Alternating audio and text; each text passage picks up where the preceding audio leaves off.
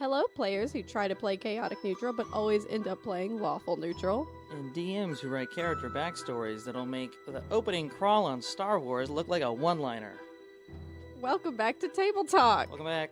I'm Maddie. And I'm Robert. What do we have on the is docket the word? Yeah, I feel like I've said this on the podcast before. Yeah, docket's the word. Okay. Yep. On today's docket, we're talking about how to ethically DM and how to be a moral player, which sounds like a very heavy subject. I think, what was the title for the episode? It was chaotic good players and a lawful evil DM. Yeah. So it's just gonna be talking about how to be a good person as a player. Where to draw the line as a DM. So, my first note was, does racism have a place at the table? Which is, you can't say it's not a heavy episode and then start with that. Yeah. No, it for sure is. But, racism in particular, we've talked about this before several times. Why do some DMs or universes in the fantasy world insist on having racial tension and racial relations that are negative, but I think part of that, it's kind of two-sided in the sense that on one hand, why does it have to be at the table and why does it belong in fantasy? But I think the other thing is as much as we love to think that fantasy is so different and far removed from us, the one thing that we as a common people have always done is discriminate against people that don't look like us. Yeah. And so I think it's incredibly hard to write a fantasy world where, at minimum, there's not family against family or tribe against tribe. That tribalism, us versus them, is always there. It just starts to feel a little gross when it's just straight up racism. Yeah, and when you're reading a source book and it says members of this race tend to fall in this mentality. Or tend to get shit on by others because of their appearance. It's And then even in some source books, I'm not going to name names, but there's a little box we might have when you're reading through a few of them on that the podcast. says, here's what this race thinks of other races. Mm-hmm. That's crazy to me. Or here's the moral tendencies of this particular race, I don't know, this isn't true, but Kinkus, it might say on a little text box next to them, Kinkus tend to be chaotic neutral or chaotic evil because of, and then insert something fucked up about how they look like birds to everybody else. Yeah. Or it's dark elves tend to be lawful evil because they've been discriminated against by serving the dark lords, dumb shit like that. Yeah, and it's a thing where every instance of D&D that I've encountered in my life and that I've talked to people in their tables and the way that they play, none of that really has a place at the table because there's all this stuff in the source books that you'll read about tieflings are discriminated against because of their infernal heritage and they're evil and blah blah blah, and it's well, I think that no matter what race you are in this world, you're still a person.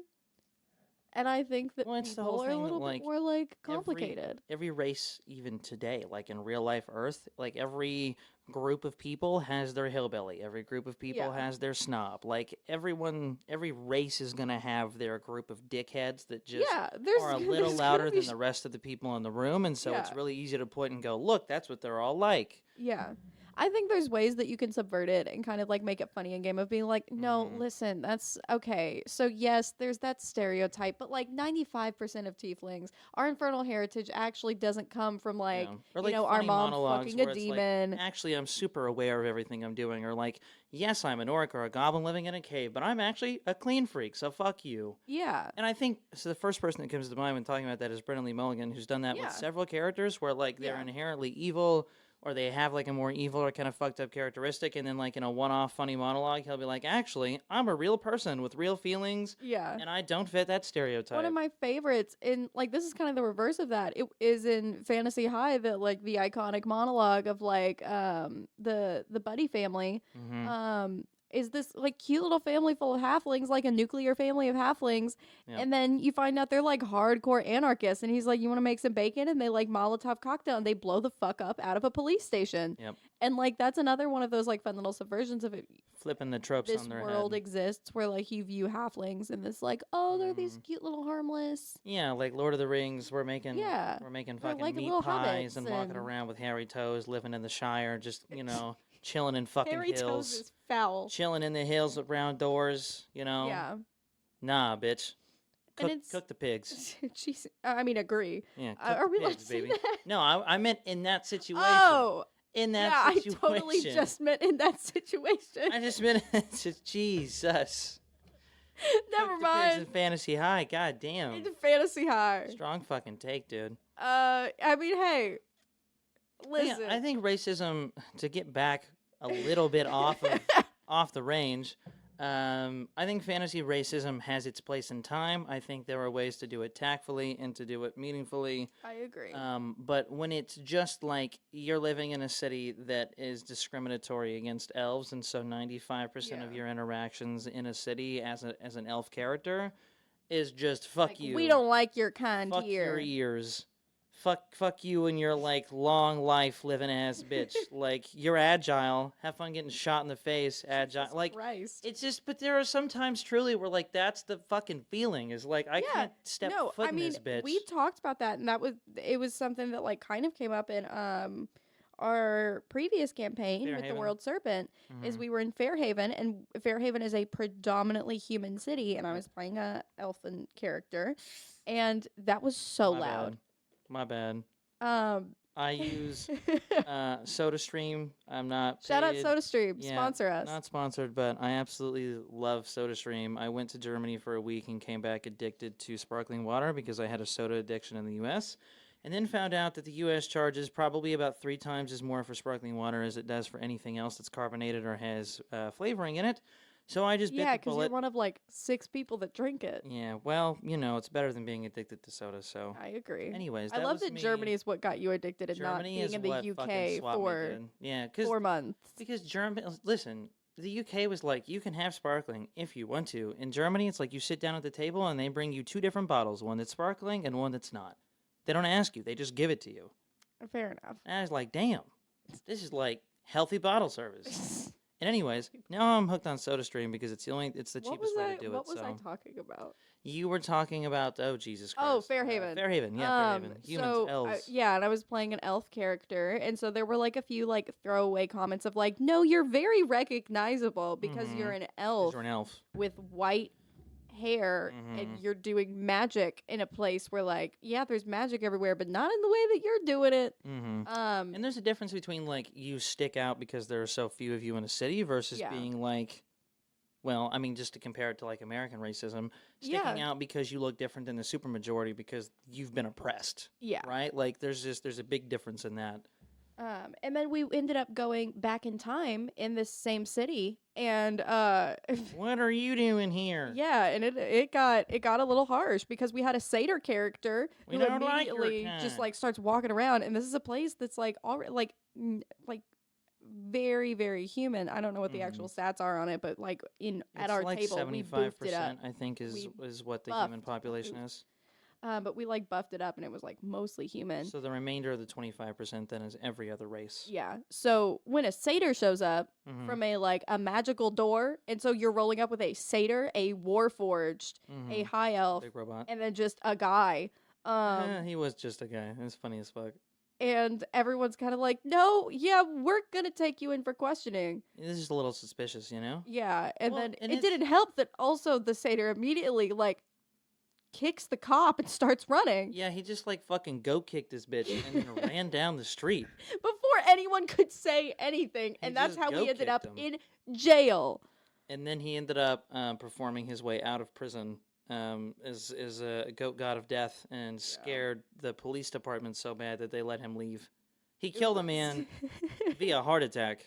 It was wild. It was very wild. And then that actually ended up becoming his final... That was his final arc. His final arc was actually achieving that status in Theros. But anyways, I think that's kind of a fun segue into ethically DMing and how to, like, when and where to stick to your rules of a particular universe.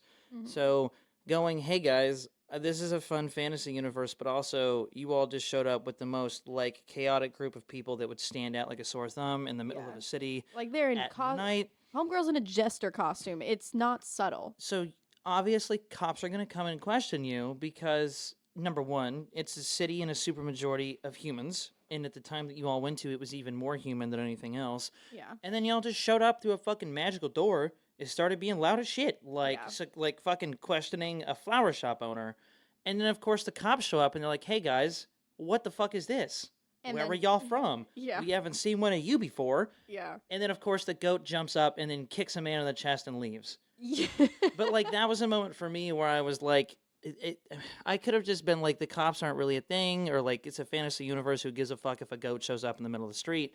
But also, I like to play a little bit more realistic and kind of like a hard line. What makes sense? A lot of people call it headcanon. So like headcanoning that yes, the cops don't like people with like goat hooves. Question: is it headcanoning if you're the DM? I think sometimes it is though. I think no, I guess that's fair because it's a line though, because sometimes you'll set rules in your universe and then have to headcanon them differently or headcanon them away. Yeah. Um, No, and, that's fair. and well, the other thing too is like this power says that I should be able to jump 75 feet. Can I do that? A lot. And headcanoning, and it's like where you're standing and the like state that you're in. Realistically, no.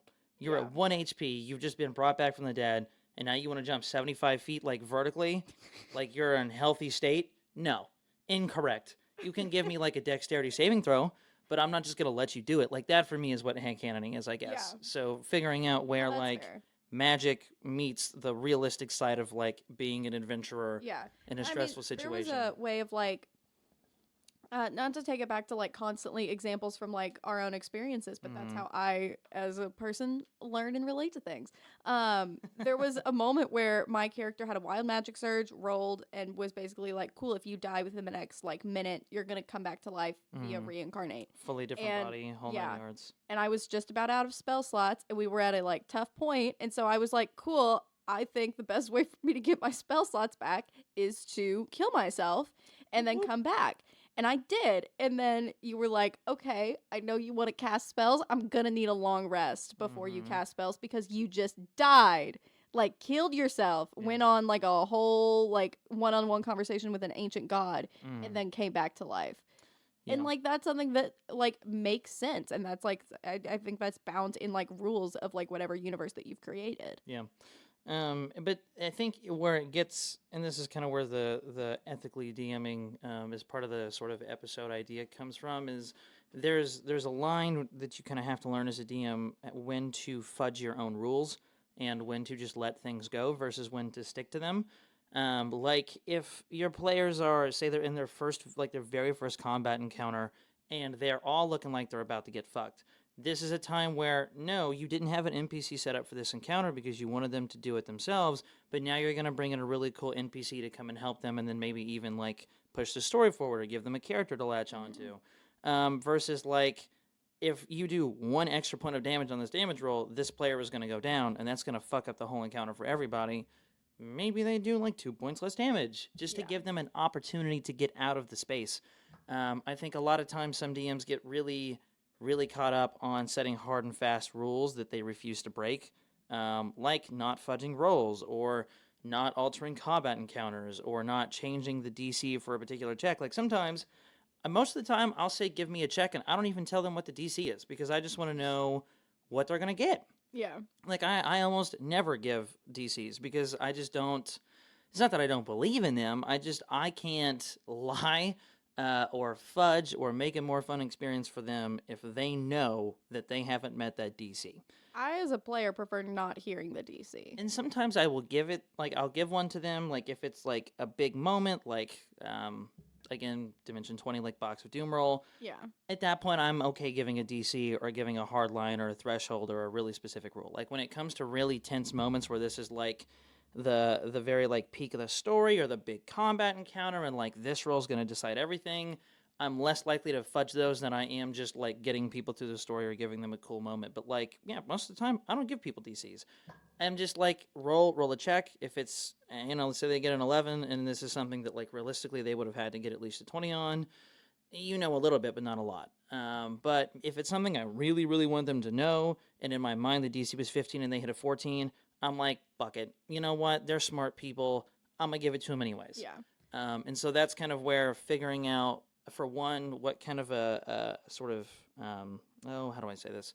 What standard do you want to set for your universe when you go out and make it? Like the one that we're playing in now, is a lot less intense in some ways. I mean, there's certainly been combat encounters and story moments that have been very intense. We've died so many times. You have gone down a lot of times, but in my mind, that's happening because you're first time heroes. Yeah. You're heroes that don't know what you're doing and figuring out how to interact as a group. Like, even in combat, you all still very much interact in a solo way. You don't really fight together, you fight separately. Yeah. And so part of that punishment then for me as a DM is like having you all go down more, giving you tougher encounters to force you all to think together as a group, because that's ultimately what like a party or a group of superheroes has to reach.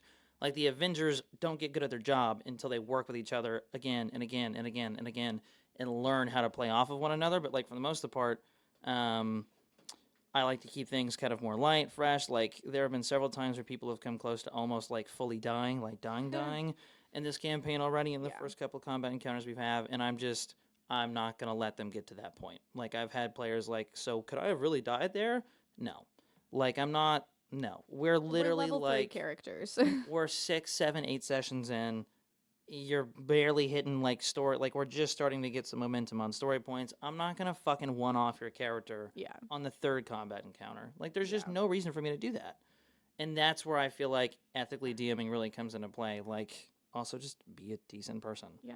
And I think something I've seen when it comes to like fudging rolls as well is like combat and health and HP and stuff. I've seen quite a few people on TikTok, because both of us are on D&D TikTok, talking about how like some DMs won't set a like HP for their like monster, like whatever encounter that they're fighting, and will just add up all of the damage that the PCs are doing and then just kind of call it when it feels right. Yep. Yeah, I've done that quite a few times for big bosses in particular. I think that's where that runs in like super clutch, because it's like I could give this creature that realistically has like 500 health, or I could just be like, how many like big hits do you all get on him before he goes down or before he starts like having sort of disadvantage in combat? And that to me feels a lot more fun.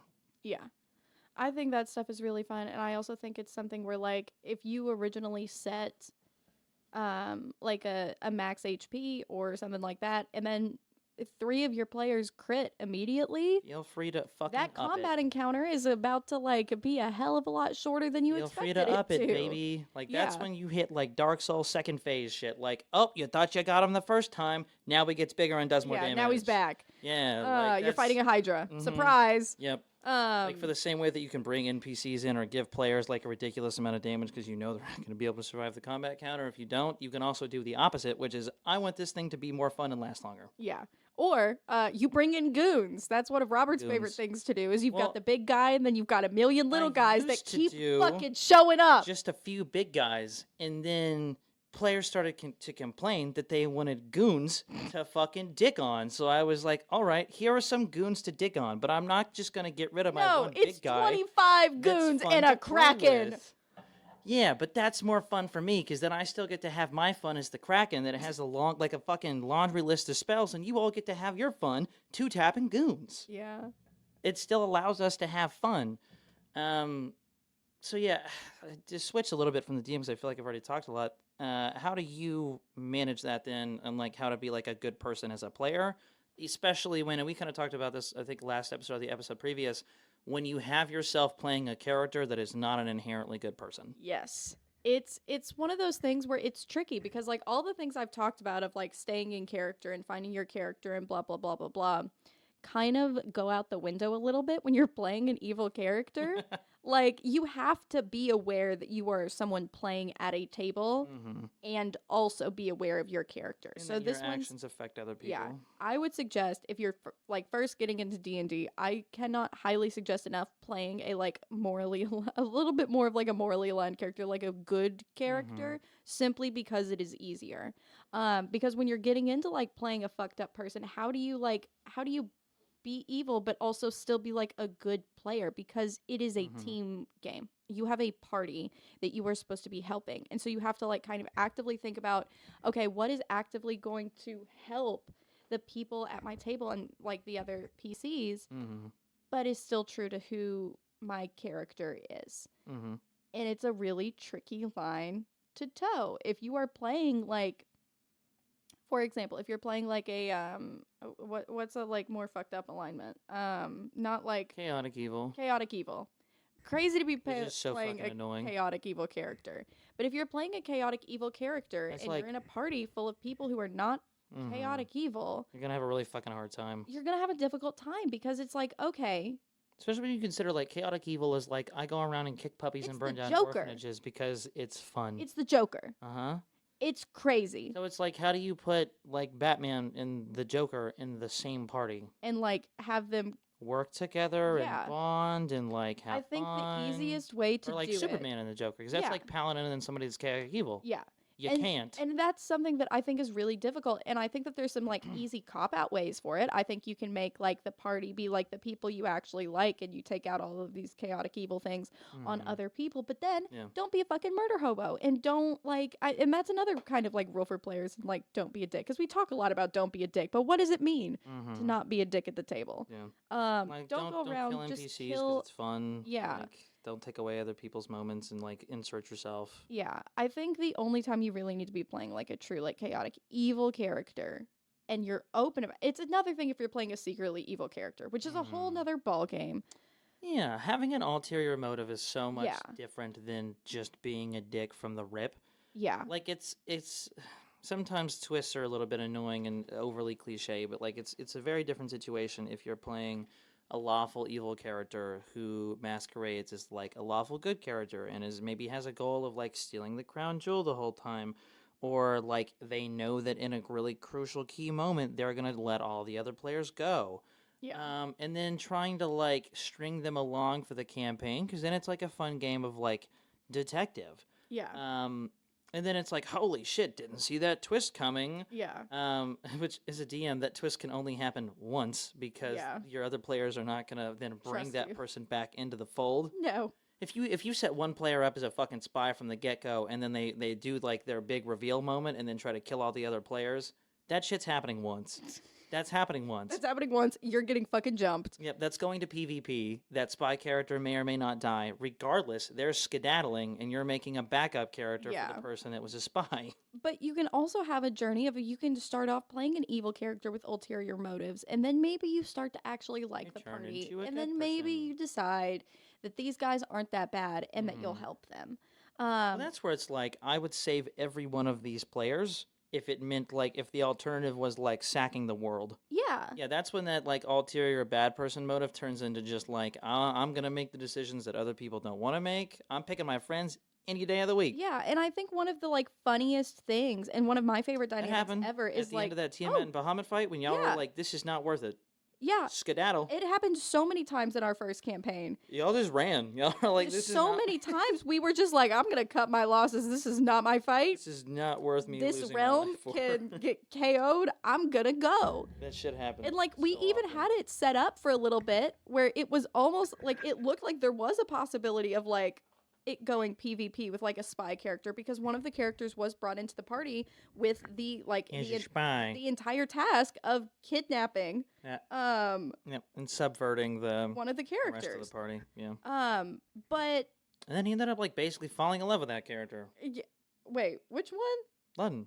I was talking about I was Caliban. talking about Ludden. Oh, well, I mean, okay, then there were two. There were two, kind of. There were two that were basically supposed to like fuck up. Caliban in particular, though, yeah. Yeah, Caliban's literal task from the bad guy Let's talk was, about the fact "Hey, that he had to go hire kidnap this girl," two and separate he said, players. "Okay," Neither one of them worked. They both No. just got folded into the party. immediately. I tried so hard. I You- set up two characters with like full motivation to do the wrong thing, and neither one of them stuck to it. Yeah, and it's one of those things where like Bunch of motherfuckers. listen, Magnolia was just that.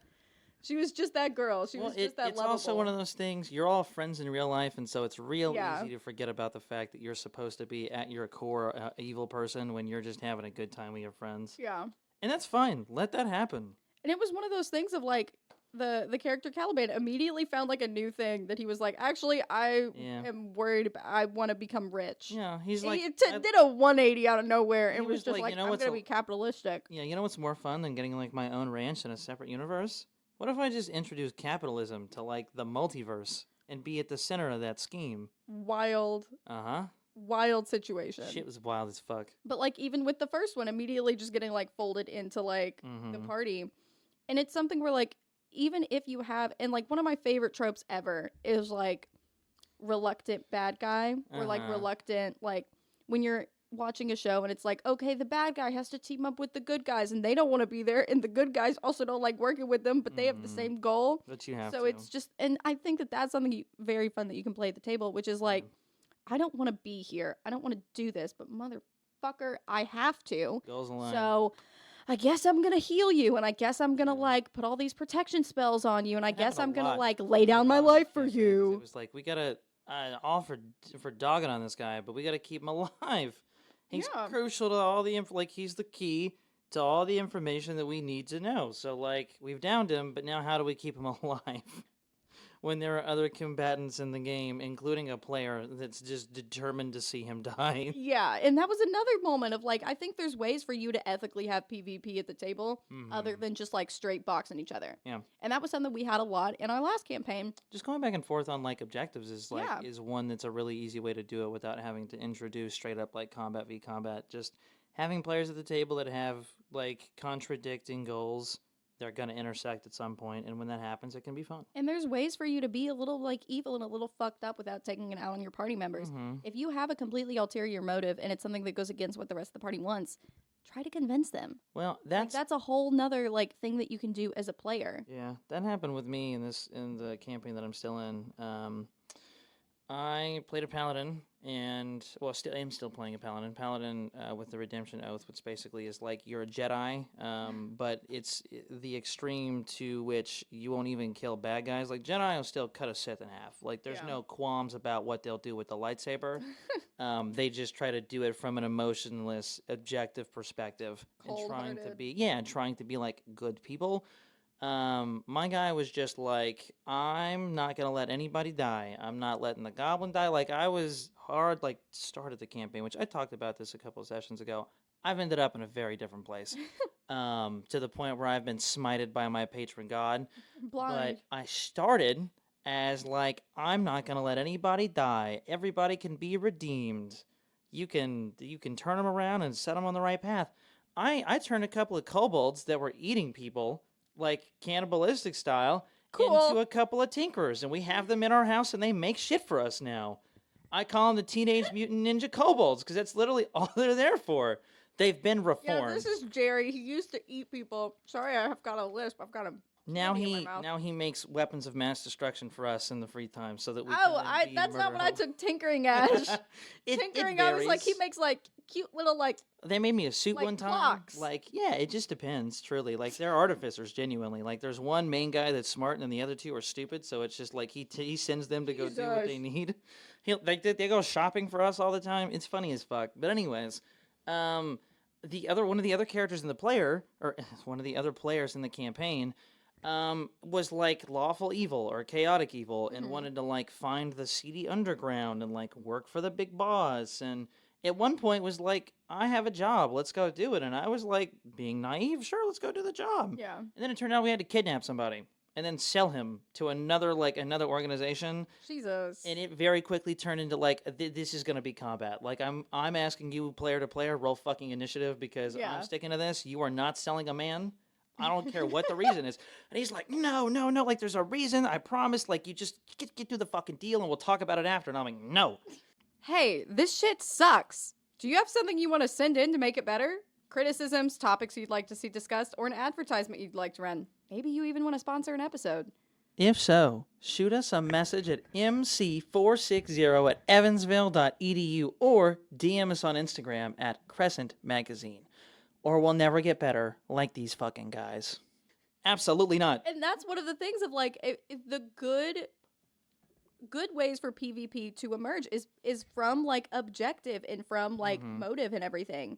But the thing that got hard about that was I could see genuine frustration from him as a player because he had so many goals that he knew if I was along for, which we're a party of like 3, so we go everywhere together. Anytime I was present or with him or around him, I was ultimately going to be the foil to his plan. Yeah. Like, every time. And that's one of those things where, like, as players, you've got to find ways to kind of, like, figure out and address it. And you could do that with a one-on-one conversation with the other player, for sure.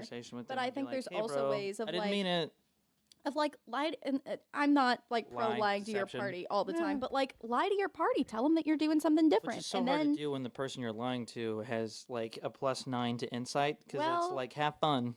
well, Yeah, like it gets tricky though, like genuinely. And there was a point where I was like, I don't want to keep like you have it on a point in here like don't talk, don't insert yourself in another person's like peak story moment or yeah, emotional moment. And I could see that there was genuine frustration with him because there were a few big moments where I was like, I cannot let this happen, and I stuck to it. I think looking back at it, a little too much. yeah, Like I think there were definitely a few moments where I could have been like, I'm just gonna turn a blind eye. I really like you as a person. Like I easily could have pivoted that I'm gonna let nobody do wrong into I'm gonna redeem you as a player. yeah, I'm gonna let you do what you're doing, but then I'm gonna like read the tier Bible to you at night, and we're gonna figure this out. Where I can fix yeah. you, and I didn't. I was just like, nope, not gonna let it happen. And I mean, it's something you'll always have characters that you look back on and you're like, ooh, I should have played that better. Which this Like, character has gone through such a wild arc. I mean, he went from that to like, I'm just gonna murder people because the world clearly has no consequences for me. I can do no wrong. To I don't have just any a eyes God anymore. complex, real quick.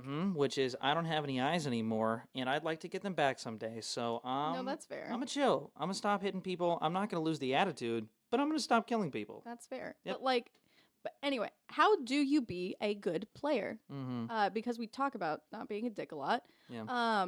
A good player to me as a player, like from another player, Mm-hmm. is someone who is supports like what you're trying to do, Mm-hmm. or can Aids at in least your pick up on like what you're aids in trying your to do. objectives. Helps you role play better. Yeah, aids in your story, and like just kind of like support is genuinely like the biggest thing. Mm-hmm. We're And all in this together. yeah, I'm if not you gonna see sing the like rest of that because copyright, but yeah, if you see that a player is like really trying to do something, or this is something that's so clearly important to the character, and they keep bringing it up and bringing it up and bringing it up, help them out a little bit. you Man. as a player helping them out, that's what I think makes you a good player. Yep. And like not always choosing yourself over Mhm. another character, because I think some of the most impactful moments in D&D are when you pass the baton or pass the moment when you help somebody in to that someone moment. else. Yeah, 100%. And so I think that like just considering other people truly, I think is like the biggest thing that you can do to be a good player. And I like providing concrete examples. So I think a really good example of that could be, and I don't have a situation in mind, but like with the paladin, I know there have been a couple times where like we have like a werebear character whose like whole subclass class has been basically homebrewed because he wanted to basically just play a fucking bear. And he gets angry a lot. Like he has, I don't think he goes into rage. I think he's a fighter. But there have been a lot of moments where like his big like peak moments were him getting so angry at somebody that he wanted to kill them. And me as a paladin, like the way that I would assist then in those moments as a player was like, okay, for this one moment, for this one instant, I will turn a blind eye. I will help you get what you need, and then we're done. Or like they as a player what he would like look at me pleading like I have to kill this person, I have to kill this NPC as a player. I really don't want to, but everything that I've done up to this point means that I have to. So then the way that I kind of try and support him in that moment is I take my character and put myself directly between his character and the person he doesn't want to kill. Yeah. And then be like, and then it's a fun thing where it's like me like hand on both chests trying to push people away. Like, listen, I'll lay my life in the line if it means that you don't cross that moral line for yourself. Yeah. And then like it's a fun like height of emotion kind of moment for both of us. I'm not taking it away from him. He's still doing 95% of the talking in this moment. But I'm going to insert myself to give him more to go off of and in to a way help that him is as a player. helpful. Yeah, and to like continue to aid in his objective. And I think that that's like one of the best things that you can do as a player, like for another player. And I think that like once again we talked about like playing evilly and like how do you do that? And I think that you can still do that and still aid other people. I mean, if there's a moment where like you are like your character I don't know why, but the first person that came to mind was Ricky. I'll talk about Ricky when you get done with your point. Jesus Ricky, Christ. Ricky to me is that person. Oh my Continue. God. I'll explain who Ricky is in a minute. I love Ricky. But if you as a player are playing like a character who is your oath of revenge paladin, My bad. you're good. And Robert just kicked the fuck out of me for anyone listening. Yeah. Oath of revenge, you were trying to kill this one person, but you know that like you're a relatively with the exception to this guy, you're a normal person, and someone else in your party is like recognizes, okay, maybe this person has like an evil character and trying to figure out a way to get this player to stop killing this other, like the bad guy, being like, okay, they've got valuable information. I'm going to hold the PC back and let them like, and kind of what you were talking about, and like do the talking and being like, okay, but also like, I'm still going to get my kind of like motive and objective in there. And I think that there's lots of ways to do that. Keep them alive just long enough to get your shit, just, shit over with and you're done. But the doing the trope of like doing the right things for the wrong reasons or doing the wrong things for the right reasons, like playing that evil character that's like willing to do what other people won't. Ricky is like fucking textbook example in my mind. Ricky is an NPC in our newest campaign about superheroes. He's best friends with Dakota, who's playing Sebastian. They both come up in like this area called the Eastern Fringes, which is basically just like a really low, kind of impoverished industrial area. Yeah. And Sebastian's character is like more of on the up and up. He doesn't really get involved in crime. He doesn't really give in to the local gangs. He very much is just like there to help his aunt and his sister. Ricky, on the other hand, is like actively in the system. He's like, if it's not going to work for me, I'm going to work for it. And is just fully in crime syndicate, trying to get a part of a gang. Has become like is a becoming crime boss like the new very crime quickly. boss in that area. But he's taking the approach of also like protecting the people in the Eastern Fringes, and he's done it several times now, specifically with Sebastian. There have been 2 moments where Sebastian was going to die. Ricky was in both encounters. And I mean, we're a group of superheroes, or y'all are a group of superheroes, right? Yeah. So like the goal is to like not kill people ideally, just because I mean, there are that's consequences. Like some people's goals. There Some are other some people in our party just consequences. don't give a fuck. Yeah, the consequences in this world of killing people are like the city begins to trust you less and less. You all get a negative PR. The police are actively hunting for you versus like the Avengers. They're working with you. They're giving you information. They call you in on big jobs. You might get called a bootlicker a couple times, but guess what? People aren't trying to kill you. Exactly. Or arrest There's you. not a bounty on you, so on and so forth. But Ricky is one of those characters where it's like my top priority at the end of the day is like making a bag and keeping my best friends alive. And so he has just flat out shot 2 people in the face because Sebastian was about to die. Yeah. And I think at the table, like Dakota, Sebastian kind of reacts in this like, I can't agree with what's happening, but like, thank you for keeping me alive in this moment. We're gonna pretend that didn't happen. Yeah, it's Ricky's a lot of like, complicated we're individual. gonna just ignore that, and we're gonna ignore the fact that you are on a massive amount of speed right now. Yep. But that's like another one of those instances where you can have characters that are like, because I would consider Ricky like chaotic evil, but not in the Joker way, more of like an opportunistic way. Yeah. Ricky at the end of the day will still show up for his friends and be there for his friends and save his friends, but like his ultimate into the goal, into the line where I want to be, he wants to be Codfather. He wants to be like on top of the food chain. Yeah. He wants to be running the gangs. And Codfather is the the money. is like the big mob boss. Yeah, they in got our doxxed world. and then outs. But like, I would label him chaotic evil, but he's still actively performing good actions for the party, and like that's a fun way that you can introduce a character that has an alignment where instinctively you're thinking, "There's no fucking way they're working with the party." Yeah. Like, nobody told Ricky to stop because That's Ricky true. was helping. Ricky was being helpful in that moment, not in the way that they wanted him to be, but like the alternative to him not being there and not doing that was losing a player. And that's another thing that you can do, like, as a player, of being like, okay, just because you're playing an evil character or an asshole character doesn't mean that you can't care about people. I think it is 100 times more impactful, and it is 100%. more grounding, and it is truer if you do care about people. The And if you evil to be care about evil the thing people is so fucking in your stupid. party, it's going to make things so much easier for everyone involved, because you can do that. You can be the, like, evil little fucked up guy when you're fighting people You got or when you're motivation, though. interrogating people, and you're like, hey guys, don't worry. You Shout don't out have to get your hands Shout out dirty. to the Shadow. I got this. I'm going to go beat the fuck out of this person I'm gonna and, torture like, him. interrogate Just stay them. here. Here's a couple $. Go get yourself ice cream. I'll be right Yeah. back. Like, and that's very much like a thing that is happening in like In our our campaign is party we've got a currently, character named the Shadow who's Diet Batman and like But like a lot. and like worse. tortures and beats the fuck out of people. And then you also have members in the party like my character Nightlight, who is just a fucking ray of sunshine, and she Gotta believes be like a hero, baby. she's spent one of her entire turns where she could have been doing some cool shit, moving a guy that she knocked out of the way because she didn't want to accidentally run him over with a car And kill him. Yep. because she would never kill anyone. Which I love that. I love that so much. I mean, we have at the table we have what are called heroic moments. So the source book that I'm using, I think it's called Capes and Crooks. I did buy it. It's a fantastic source book. Not gonna shit on it. Truly, I love everything that's inside of it. But one of the mechanics that they introduced for this superhero universe is heroic moments. Essentially, whenever a player does something particularly heroic, you say, "I'm going to reward you with a heroic moment," and they get a D6 that they can add to any roll. And when Madison slash Nightlight made the choice to move the guy out of the way, like spending a whole turn instead of immediately going and helping her friend, I was like, heroic moment, 100%. Didn't make a whole lot of sense to some people at the table because they were like, Because what the fuck? everyone else was just killing bitches. Yeah, but like the fact that you're going to spend a whole turn staying true to yourself and your morals, doing something not necessarily heroic, but you're taking like the active decision to not kill somebody for convenience, which is very much something a villain would do, or a lawful evil character would do, or a chaotic evil character would do. Like, heroic moment. And I think that's a fun thing about that mechanic in this game is it gives me a much more direct way to tell people when I think that they're staying true to their character and when they're performing like morally good or morally like on the up and up actions. Whereas traditional 5e doesn't really have a system for that. Like, yeah. One of the things I really like about like Kids on Bikes and that system is they do these things called adversity tokens, which you get every time you don't fail a roll. Yeah, if you fail a roll, which is super awesome. And then you can use those as kind of like points to get yourself up to another roll. I'd love to actually start rolling that in. Side note, I'd love to start rolling that into some of my campaigns in 5e because I think that's... I think it works. I think it's really cool. When your character is fucked up on 6 different rolls in a row, you're just going to get tired of it. It's like...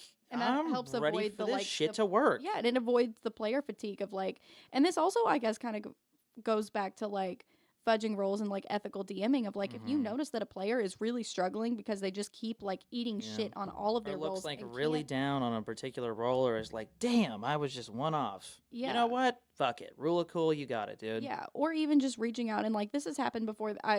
The one that comes to mind for like at our table was like the pirate one shot of I was playing this character and it was my first time playing anything that was not a spellcasting class. I was playing just straight rogue, which I don't recommend, and we were like doing some fights and I couldn't fucking do anything. I could not hit anything. It was just shit. And so Robert had an NPC basically just come in and be like, cool, he's gonna stand next to you and fight because you need assistance right now. But I'm not going to verbally say that you need assistance and help right now. But, like, I'm going to notice a cool moment because, like, shout out to Captain Not the Full Hail, man. Oh, my... Fucking one of my favorite characters I have ever roleplayed. It's like if Johnny Depp is, like, Captain Jack Sparrow, like... It was on speed. Yeah, or he was like more of a direct dirtbag. Yeah, it's like he's every HR violation. Can't deny that he's cool as shit, but goddamn, you wouldn't bring him to you wouldn't take him home, you wouldn't bring him to a party, you're not hanging out with him. You don't want to tell people you're friends with him. Nope. But he's your boss. Yeah. And he pays you, and he's competent enough. Yeah. And you hate that he's competent. But it's one of those moments where, like, just helping people out, I think, is, like, the biggest thing that you can do. Assistance is, like, 100% key. And when you're talking about being a good player or, like, an ethical TM, like, just don't let people struggle if you don't absolutely have to. Like, there are times and moments in a story where, like, this is like a thing that a lot of DMs like to joke about. I think people who play D&D, like, trauma is the key way to build a character. Yeah. To an extent, like, by all means, feel free to step in and unwrite a situation so that a character or a player doesn't have to go through, like, needless, pointless suffering. Like, yes, it can be fun. Yes, it can be cool. Yes, it can make fun character development. But also, there's no reason to fucking torture your characters for an entire campaign just for the sake of doing it. Yeah. And it kind of got to a point in my first campaign and a little bit in the second one where I just kept throwing negative consequences and circumstances and backstory points to, like, certain characters, and I tried to back away from that as time went on, because I realized that, I mean, Dark and Gritty Universe is fun, but we're not playing fucking Warhammer 40k, like, we're playing D&D. And it's just a very different situation, which my very last point that I wanted to hit on, that I kind of talked about in the beginning, but I'm just not remembering at the very end. There are times when you have a really clear idea for a campaign as a DM in a setting, and your players have a very different outlook. So, like I mentioned, I like to do hardline rules. I like things to be more realistic and more weighty. That's just fun to me. I'm also a difficulty junkie in real life. I love playing, like, Dark Souls. I love playing Last of Us on the hardest difficulty. Like, I just love the stakes and the consequences and the difficulty. But, like, Madison is not always a fan of that, play style, of that world feel. And some other players thrive on fucking combat and are so here for all the difficult circumstances and just love to make characters that can, like, get through that shit.